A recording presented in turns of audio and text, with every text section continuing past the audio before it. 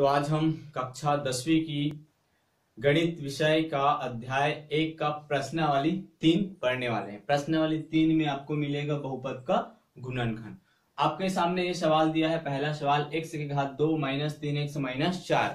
इसका क्या करना है, इस बहुपद का गुणनखंड करके हमको सॉल्व करने सवाल को। ठीक है, तो सबसे पहले हम क्या करेंगे, इसको सबसे पहले अगर हम इसमें जो लास्ट वाली अंक है, जो अंतिम संख्या है, उनका आपस में क्या करेंगे, गुणा करेंगे। तो यहाँ पे इन दोनों का गुणा करेंगे तो कितना आ जाएगा, इन दोनों का गुणा आ जाएगा 4x की घात 2, यही आएगा। इन दोनों का गुणा कितना आ जाएगा, 4x की घात 2। आप x की घात 2 को भी अगर छोड़ देते हो तो भी चलेगा, हमको केवल अंकों का गुणा देखना है। ठीक है, उसको छोड़ देते हैं।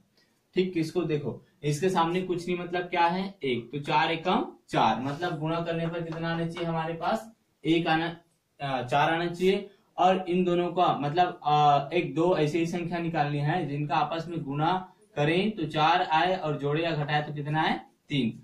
हमको दो ऐसी संख्या फाइंड करनी है जिनका आपस में गुणा करने पर कितना है, 4 आए, और उन्हीं दो संख्याओं का आपस में जोड़े या घटाएं, कैसे भी करें। आंसर हमारा कितना आना चाहिए, 3 आना चाहिए, -3 आना चाहिए। ठीक है, तो ऐसी कौन सी संख्या है, तो देखो 2 दूनी 4 होता है, लेकिन 2 में 2 को घटाओ या फिर जोड़ो 3 नहीं आता है। ठीक है, लेकिन अगर 4 एकम 4, यदि हम 4 में 1 को घटाएं तो 3 आ रहा है, मतलब हमारी वो दो संख्या कौन सी हो जाएगी, एक तो 4 हो जाएगी और दूसरी क्या हो जाएगी, 1 हो जाएगी। अब इसको घटाना कैसे है, देखो इसको देखो, 3 के सामने क्या है, माइनस, 3 के सामने क्या है, माइनस, मतलब इन दोनों में बड़ी संख्या जो रहेगी उसके सामने क्या लगा देंगे, माइनस। तो 4 बड़ा है, जाहिर सी बात है 4 बड़ा है, तो इसके सामने क्या लगाएंगे, माइनस, और इसके सामने क्या लगाएंगे, प्लस। तभी तो ये घटेगा, क्योंकि एक में माइनस एक में प्लस, तभी तो घटता है। तो घटकर कितना हो जाएगा, -3 हो जाएगा। समझ में आया। तो इस प्रकार से हम इसके बहुपद को तोड़ेंगे। तो हमको तो पता चल गया कि हाँ, यहाँ पर जो एक संख्या आएगी वो -4 होगा, दूसरी संख्या आएगी वो +1 होगा। तो इसको ऐसे लिख सकते हो आप, यहाँ पर इसको 1 लिखने की जरूरत नहीं है, x की घात 2 माइनस 4x प्लस 1 लिखो तो भी ठीक, न लिखो तो भी ठीक, क्योंकि यहाँ पर कुछ नहीं है, मतलब यहाँ पे क्या है, 1 है। ठीक है, तो 1x, उसके बाद आ जाएगा -4, ऐसा बनेगा। समझ में आया। तो कुछ इस प्रकार से हम बहुपद को, बीच को ऐसे तोड़ेंगे। इन दोनों का गुणा इन दोनों के बराबर होने चाहिए। ठीक है, इन दोनों का जोड़ या घटाव इसके बराबर होना चाहिए।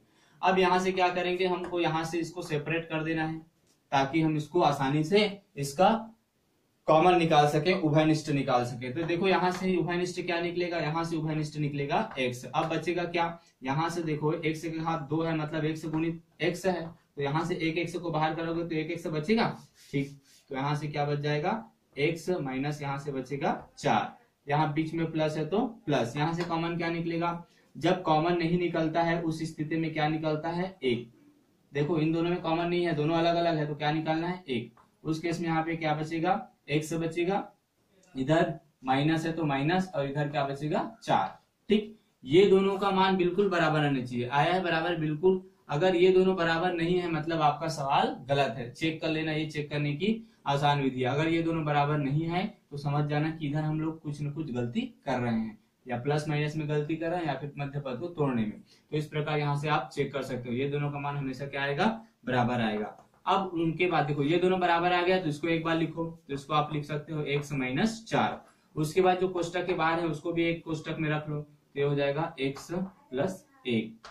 यही हमारा क्या हो जाएगा, आंसर।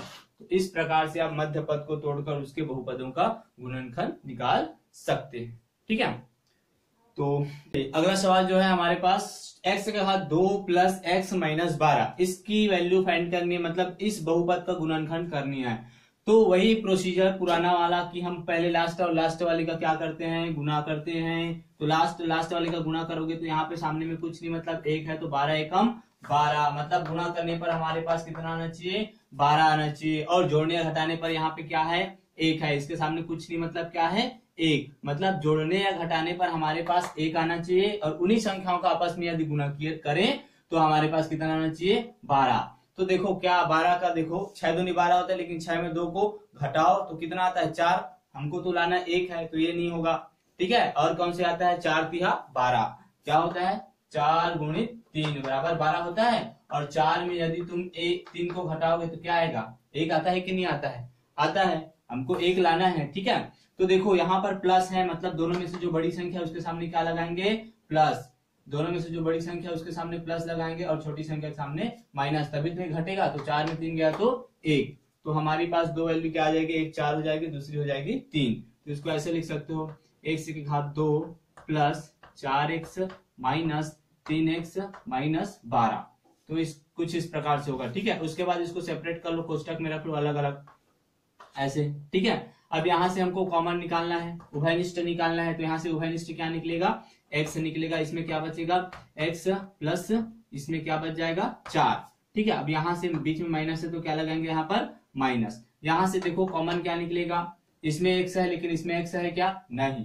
कॉमन निकालने का मतलब, उभयनिष्ठ निकालने का मतलब ये होता है कि वो दोनों में उपस्थित हो। अगर यहाँ पे x है तो यहाँ पर भी x होना चाहिए, तभी हम x को बाहर निकाल सकते हैं, अदरवाइज नहीं निकाल सकते। तो यहाँ पर तो x है लेकिन इसमें x है क्या, नहीं है, तो हम x को बाहर नहीं निकाल सकते। अब देखो अंकों को देखो, ये 3 है, ये 12 है, मतलब 3 का ये क्या है, गुणज है 12, है ना। 3 का पढ़ेंगे तो 12 आता है, 3 एकम 3, 3 दूनी 6, 3 त्रिकोण 3 चौक 12, मतलब ये पूरा पूरा कट रहा है, 3 एकम 3, 3 चौक 12। तो यहाँ से कॉमन क्या निकलेगा, 3 निकलेगा, ठीक है। हमेशा छोटी को पहले देखना, छोटा को बड़े से भाग करके देख लेना।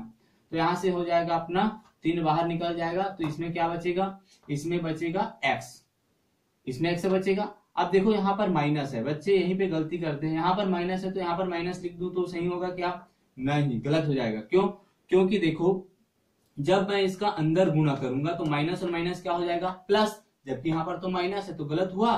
तो यहाँ पे क्या करेंगे, यहाँ पर हमको प्लस लिखना पड़ेगा, क्योंकि माइनस और प्लस क्या होता है, माइनस होता है, इस कारण से।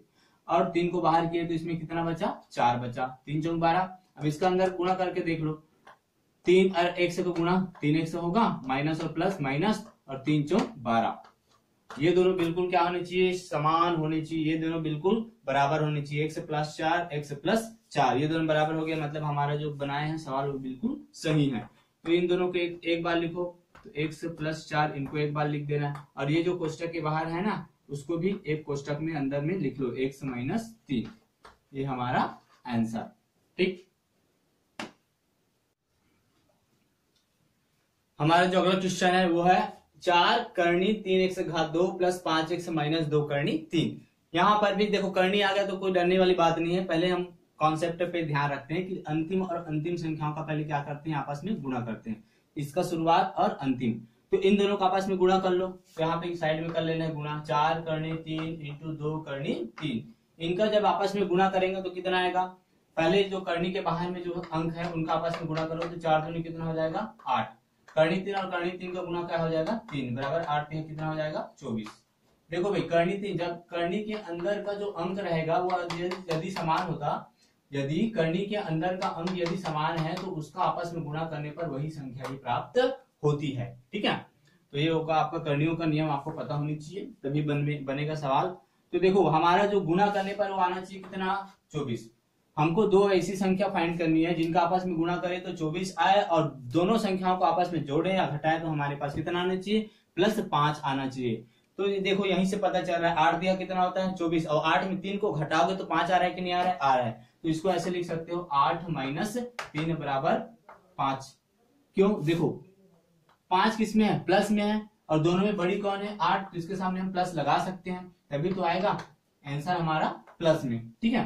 तो यहाँ पर हमको दो संख्या प्राप्त हो गई, एक +8 और दूसरी है -3। इसको ऐसे लिख सकते हो तुम 4 करनी 3 x की घात 2 minus 3x plus 8x minus 2 करनी 3, ऐसा लिखे। ऐसा लिखने के बाद इन दोनों को सेपरेट कर लो ऐसे कोष्टक में, 4 करनी 3 x की घात 2 माइनस 3x, इसको एक कोष्टक में लिखे, बीच में प्लस है तो प्लस, इसको एक कोष्टक में लिखना है 8x माइनस 2 करनी 3, ऐसे लिखना है, समझ में आया। इन दोनों को सेपरेट कर लिए। अब यहाँ से कॉमन निकालते हैं। तो कॉमन निकालने से पहले एक चीज ध्यान रख लेना कि यहाँ से तो कॉमन कुछ दिखाई दे रहे हैं क्या, नहीं। तो जब भी करनी वाला सवाल रहे तो दोनों में से किसी एक का करनी हमको क्या करना रहता है, उसको करनी के रूप में परिवर्तित करना पड़ेगा, जिससे हम क्या करें आसानी से उसको कॉमन निकाल सकें। अगर ऐसे देखो तो तुमको लग रहा होगा कि यहाँ से तो कॉमन कुछ निकल ही नहीं सकता, लेकिन थोड़ा ध्यान देना कि क्या हम करनी 3 को करनी 3 इंटू करनी 3 के रूप में लिख सकते हैं। जी बिल्कुल लिख सकते हैं। क्यों, क्योंकि इन दोनों का गुणा कितना होता है 3 होता है। तो हम 3 को करनी 3 के रूप में लिखेंगे, तो इसको ऐसे लिख सकते हो 4 करनी 3 x के घात 2 माइनस है तो माइनस 3 को कैसे लिख सकते हैं हम, करनी 3 इंटू करनी 3 x है तो x, ऐसे लिखेंगे। ठीक है, 3 को करनी 3 इंटू करनी 3 के रूप में लिखना पड़ेगा, तभी तो हम कॉमन निकाल पाएंगे। ठीक है, उसके बाद प्लस है तो प्लस, यहां से कॉमन क्या निकलेगा भाई, यहां से कॉमन निकल जाएगा। देखो 2 इसके साथ क्या रहता है, गुणा के रूप में रहता है। करनी का नियम आप पढ़े हो तो पता होगा कि यहाँ पे जो संख्या रहती है उनका आपस में क्या रहता है, गुणा, मतलब 2 गुणित करनी 3 है और यहाँ पर 8। तो क्या यहाँ से हम 2 को बाहर कर सकते हैं, बाहर करेंगे 2 को, बिल्कुल, क्योंकि 8 तो 2 से भाग जाता है, 2 एकम 2 और 2 चौके 8, 2 एकम 2 2 चौके 8 जा रहा है। ठीक है, तो यहाँ से क्या क्या बाहर होगा, 2 बाहर होगा। यहाँ पर x है लेकिन यहाँ पर x है नहीं, तो x को हम बाहर नहीं करेंगे। तो यहाँ पे कितना बचता है, यहाँ पे 4 बचता है, 2 चौक 8 हुआ, यहाँ पे क्या बचा है, x बचा, यहाँ पे माइनस है तो माइनस, 2 को तो बाहर कर चुके हैं, तो क्या बचा हमारे पास, करनी 3। ये आपका इधर वाले का कॉमन निकल गया। लेकिन अभी इधर वाले का बचा है कॉमन निकालने के लिए, तो हम निकालते हैं। इन दोनों में देखो क्या कॉमन दिखाई दे रहा है आपको, यहां से देखो 4 है इसके सामने, लेकिन इसके सामने तो है नहीं, तो 4 तो नहीं निकलेगा। करनी वाला देखो, यहाँ पे करनी 3, यहाँ पर भी करनी 3, तो सबसे पहला कंडीशन हमारा करनी 3 बाहर हो जाएगा। यहाँ पर भी x है, यहाँ पर भी x है, तो x भी बाहर हो जाएगा। अब बचेगा क्या, इसमें 4 बचेगा। अब देखो करनी 3 तो बाहर हो चुका है और यहाँ पर एक x बाहर हो चुका था, यहाँ पे क्या बचेगा, एक x बचा है, क्योंकि x के घात 2 है मतलब 2x है, तो एक x बाहर हुआ, यहाँ पर एक x बचेगा, माइनस है तो माइनस, यहाँ से एक करनी 3 को बाहर कर चुके हैं, तो यहाँ पे क्या बचेगा, करनी 3, x तो बाहर हो चुका है। ठीक, अब इधर क्या है, प्लस 2, उसके बाद 4x माइनस करनी 3, ये बचेगा। ठीक है, अब ये दोनों आया कि नहीं आया, समान। अब ये दोनों आया समान है, तो इसको एक बार लिख दो, 4x माइनस करनी 3, इसको एक बार लिखना है, और इन दोनों को फिर एक बार लिख दो। अब बीच में कोई भी चिन्ह नहीं लगाना है कोष्टक के बीच में, है ना, नहीं तो गलत हो जाएगा। ये हो जाएगा आपका 3x प्लस 2, यही हमारा क्या हो जाएगा, अभिष्ट हल हो जाएगा। तो ये आपका आंसर बनेगा। ठीक, ओके।